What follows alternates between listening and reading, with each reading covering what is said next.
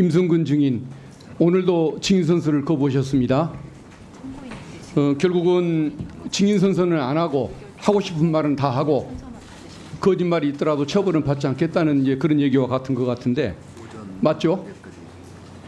증인은 공수처로부터 금년 1월 달에 휴대폰 압수수색 당한 적이 있죠? 있습니다. 그 비밀번호 알려줬습니까? 알려주지 않았습니다. 그러면 지금도 내용 검증을 못하고 있죠? 네, 그렇습니다. 그러면 수사에 협조할 뜻이 없는 거군요. 본인이 진실되고 억울함이 많은 사람이라고 얘기를 하는데 왜 그것을 알려주면 좋을 텐데 그걸 계속 거부합니까? 그 부분은 제가 답변을 드리겠습니다. 초기에 아니, 잠깐 동의할 생각이 없습니까? 지금은 저도 동의하고 싶고 알려주고 싶은데 아니 그러니까 동의할 생각이 없습니까? 어떤 자, 말씀? 그럼 됐습니다. 아니 그러니까 공수처에다가 비밀번호를 알려주는 그 의사가 있냐 이 말입니다. 알려줄 의사는 있는데 당시에 예, 있어요 없어요 그것만 있습니다. 얘기해. 예, 그러면 알려주도록 하십시오. 근데 기억하지 못하고 있습니다. 자 그러면 참 아주 특이한 분을 만납니다. 자 됐습니다. 뭐 어차피 동의는 안 할 줄 알았는데 금년 저 1월달에 휴대폰 압수수색 당한 뒤에 휴대폰을 새로 마련했겠죠? 마련했습니다. 지금 가지고 있겠죠? 네. 그거 그 이후에 거라도 좀 우리가 정황을 살필 수 있게 휴대폰 검증하는데 동의를 해주실 수 있을까요? 본인이 동의만 하면은 소수의 의원과 전문위원이 참여한 상태에서 내용을 한번 검색을 해볼 수가 있고 본인의 사생활을 침해하지 않는 범위 내에서 이 사건과 관련된 분들과의 통화 내역, 전화번호, 저장 내역으로 확인할 수 있을 것 같은데 동의해 주시겠습니까? 동의할 수 있습니다. 그래요. 그러면은 그 휴대폰 한번 좀 제출을 좀 해주시죠 지금. 예. 그리고 본인의 입회하에 조금 있다가 확인하는 절차를 한번 취하려고 하는데 나중에 의결을 그 위원장님 통해서 받고 조치를 취하도록 하겠습니다. 자, 그다음에 이종섭 증인에게 여쭙겠습니다. 지난번에 800에 7070 누가 전화했는지 기억이 안 난다고 그러셨지 않습니까? 기억 안 난다라고 답변한 적은 없습니다. 그러면은- 말씀드릴 수 없다라고 했습니다. 그러면 지금도 역시 말할 수가 없습니까? 네, 그렇습니다. 그러면은 7070 그 전화해선을 사용하는 사람이 누군지는 알고 있습니까? 제가 거기에 대해서 말씀을 드리겠습니다. 예.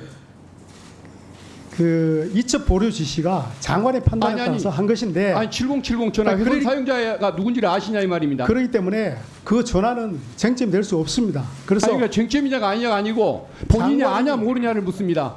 장관이 대통령이건 또는 참모건 누구와 통화했는지 밝히는 것은 적절하지 않다고 저는 생각합니다. 그러니까 말 못할 사정이 여전히 있다 이 예, 말씀이군요. 밝힐 수 알겠습니다. 없습니다. 예.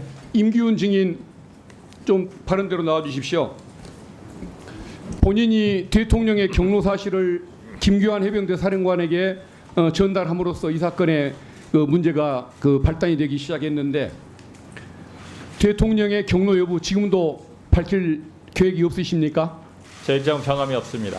그러면 역시 말씀- 보안상 역시 안보 상황입니까? 그렇습니다. 근데 우리 증인은 조선 왕조 시대의 내금위장이 아니고 민주공화국 대한민국의 공직자입니다.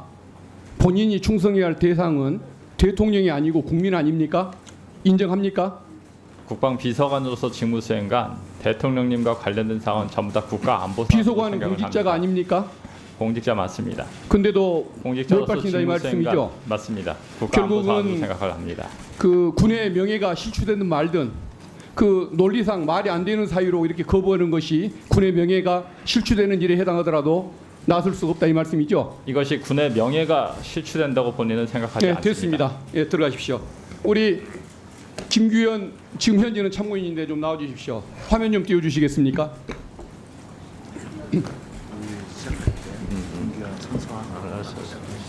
네, 알았어요.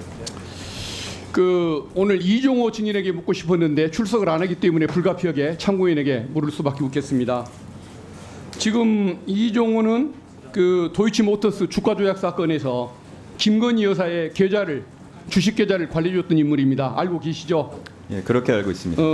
김건희 여사와 이종호의 그 관계, 이종호가 평소 발언했던 내용을 알고 있지 않습니까? 예, 구명로비 임성근 사안장의 구명로비에 관여를 했고 사성장군 만들기 이 프로젝트를 추진했던 거 들으셨죠? 그렇게 들었습니다. 녹취록도 우리가 나와 있지 않습니까? 예. 그리고 이종호는 그 사성장군 임성근 사관장에 대한 사성장군 만들기를 떠나서 조모 경무관을 치안감으로 만들어 주려고 노력했던 것도 알고 있죠. 그 사후적으로 알게 예, 됐습니다. 어쨌든 대화 내용에 그 얘기가 나오는 거죠. 예, 예. 근데 영등포서에 그 수사 외압을 가하는 바람에 그 승진이 무산됐다는 것들도 보도를 통해서 알고 있죠. 나중에 들었습니다. 근데 문제는 그 문제를 피웠던 조모 경무관 거기는 경찰청장이 징계까지 의뢰를 했는데 중앙인사위원회에서 불문 결정이 내려졌습니다. 반면 조모 경무관의 수사 외압에도 불구하고 정의로운 수사를 펼쳤던 영등포 형사과장은 이번에 좌천이 됐더군요. 그게 국민 상식에 부합하는 조치는 아닌 것 같죠. 그런 것 같습니다. 그러면 결국은 조모 경무관이 이 정도의 영향력을 가진 사람은 아닐 것이고 결국은 그 이종호가 평소에 그 김건희 여사와의 친분을 VIP라고 칭하면서 친분을 과시했던 것과의 연관성이 있다는 생각이 드는데 그에 대한 소감을 좀 이따 좀 밝혀주시면 좋겠고요. 또 한 번은 녹취록에 보면 삼부에 관한 얘기가 나옵니다. 많은 사람들은 삼부 토건이라고 의심을 하고 있는데 그 저 이종호 씨는 그것을 그 골프장 뭐 3부 예약이라고 하지만은 전 국방부를 통해서 다 확인했더니 군 골프장에는 1, 2부 그 예약은 있어도 3부라는 것은 존재하지가 않습니다. 그래서 3부 토건으로 예상할 수밖에 없는데 이종호라는 사람이 이 3부를 언급한 뒤로 그 3부 토건의 주가가 계속 오르기 시작을 하죠. 주가가 오르기 시작하는 그 배경에는 죄송하지만 1분만 더 주시면 감사하겠습니다. 네, 알겠습니다.